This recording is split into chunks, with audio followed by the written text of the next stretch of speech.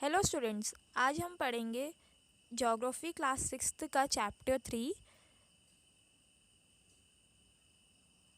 That is motion of the earth. इसमें basically हम अर्थ के मोशन के बारे में जानेंगे। So let's get started. Now हमारा पहला टॉपिक है टाइप्स ऑफ मोशन। वैसे मोशन क्या होता है? मोशन होता है किसी भी ऑब्जेक्ट का मूव करना किसी भी डायरेक्शन में, उसे हम मोशन कहते हैं। जो हमारी अर्थ है उसके दो टाइप के मोशन होते हैं, एक होता है रोटेशन और दूसरा होता है रेवोल्यूशन। और एग्ज़ाम्स में इनके बारे में डिफरेंस करने को आता है। तो आइए इन्हें जानते हैं। पहले हम पढ़ेंगे अबाउट रोटेशन। रोटेशन क्या है? It is the movement of the earth on its axis. मतलब जो हमारी अर्थ अपने जब एक्सिस में मूव करती है उसे हम रोटेशन कहते हैं। और अर्थ को अपनी एक्सिस में कम्प्लीटली मूव करने के लिए 24 आवर्स लगते हैं, जिसे एक कंप्लीट डे होता है, उसे हम अर्थ डे भी कहते हैं। तो जो डेली मोशन ऑफ अर्थ होता है उसे हम रोटेशन कहते हैं। जैसे अर्थ अपने एक्सिस पे मूव कर रही है, रोटेट कर रही है जिसे।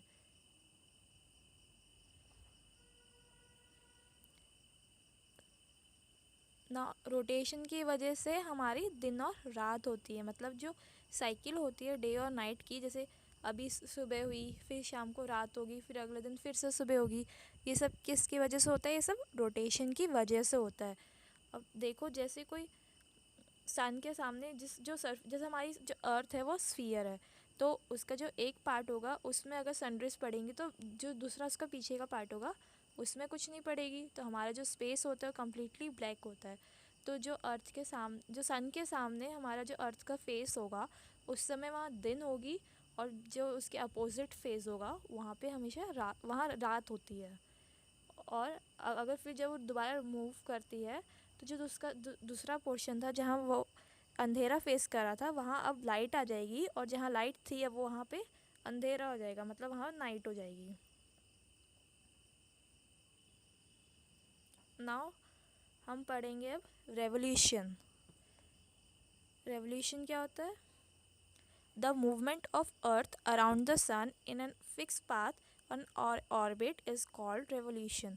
मतलब जब जो हमारी अर्थ है वो सन के अराउंड मूव करती है, एक फिक्स पाथ में मूव करती है, या ऑर्बिट बोलते हैं उसे हम रेवोल्यूशन कहते हैं।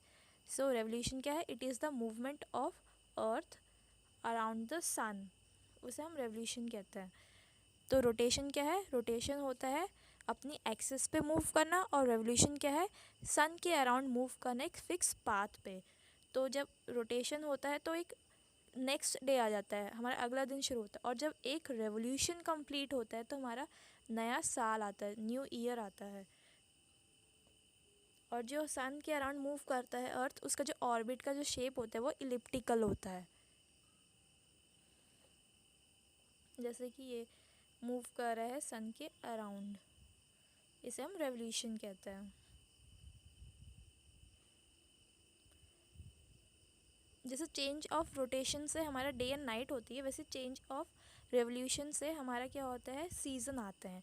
जैसे कभी ऑटम आता है, फिर विंटर, फिर स्प्रिंग, और फिर समर, ऐसे करके जो हमारा सीज़न चेंज होता है वो सब रेवोल्यूशन की वजह से होता है।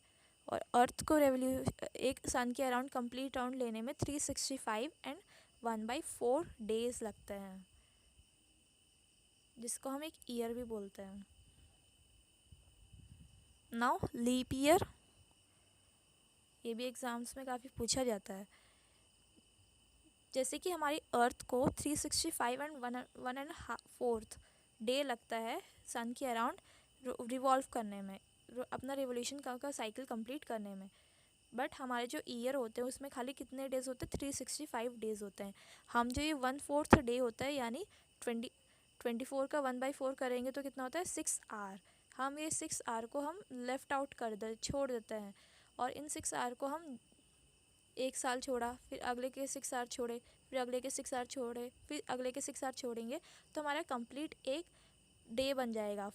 6 आवर प्लस 6 प्लस 6 प्लस 6, तो कितना हो जाएगा? 24 आवर, यानी एक हमारा एक्स्ट्रा डे आ जाता है। तो वो डे हमारा फेब्रुअरी में इंक्लूड होता है। नॉर्मली फेब्रुअरी में 28 डेज़ होते हैं, लेकिन उस वाले ईयर में जो हमारा फेब्रुअरी होता है उसमें 29 डेज़ होते हैं, और उस ईयर को हम लीप ईयर कहते हैं। सो लीप ईयर क्या होता है? The year in which total number of days are 366 days, तो उसको हम लीप ईयर कहते हैं। और वो डे कहाँ इंक्लूड होता है? फेब्रुअरी में, वहाँ उस दिन 29 डेज हो जाते हैं। ये होता है हमारा leap year. Now summer solstice.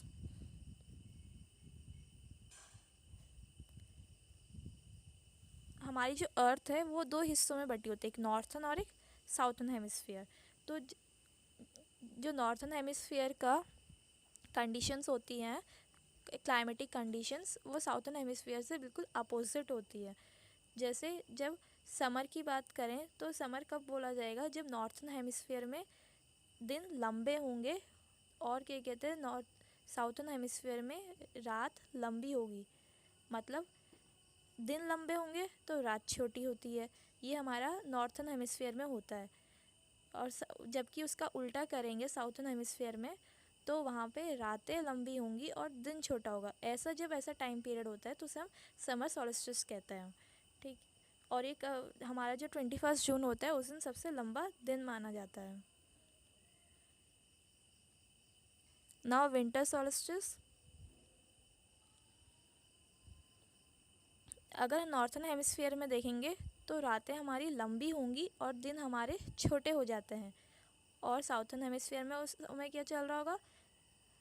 रातें हमारी लंबी है नॉर्थन में, तो साउथर्न में रातें छोटी होंगी और दिन लंबा होगा। तो ऐसा जब टाइम पीरियड होता है तो वहाँ उसे हम विंटर सॉल्स्टिस कहते हैं। तो जो 22 दिसंबर होता है उसमें लॉन्गेस्ट डे होता है और शॉर्टेस्ट नाइट होती है।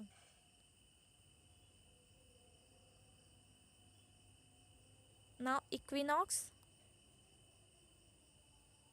ऐसे साल में 2 दिन आते हैं जब रात और दिन हमारे बराबर बराबर लेंथ के होते हैं, उन्हें हम इक्विनॉक्स कहते हैं। तो ये कब होता है? 21 मार्च एंड 23 सितंबर को हम इक्विनॉक्स की तरह एब्जॉर्व करते हैं। तो हमारे इस चैप्टर में इतना ही है। अगर आपको मेरी वीडियो यूज़फुल लगी तो please do like, share and subscribe my channel, ताकि ऐसे एजुकेशनल वीडियोस में और अपलोड करते रहूँ। Thank you.